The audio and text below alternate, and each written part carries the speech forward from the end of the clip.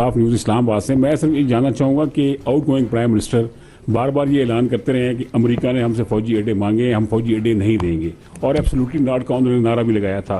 क्या इस हवाले से वाकई ऐसी कोई सिचुएशन थी कि अमेरिका ने फौजी अड्डे मांगे थे, या मिलिट्री लीडरशिप भी इस हवाले से यार बोर्ड थी कि नहीं? और दूसरा सर ये बता दें कि मुख्तलिफ खबरें भी आ रही हैं कि 9 अप्रैल की रात जब ये सारा मतलब प्राइम मिनिस्टर जा रहे थे तो आर्मी चीफ की या किसी कोर कमांडर की उन पीएम हाउस में उनके साथ कोई मुलाकात हुई थी। मुख्तलिफ खबरें इस हवाले से गर्दिश कर रही हैं, असल सूरत हाल क्या है वो जरा रहनुमाई कर। देखिए, मैं आपके दूसरे क्वेश्चन का पहले जवाब दे दूं, ये बिल्कुल झूठ है, ये बिल्कुल झूठ है, और एक बहुत ही वाहियात स्टोरी बीबीसी ने इसके ऊपर शाया की।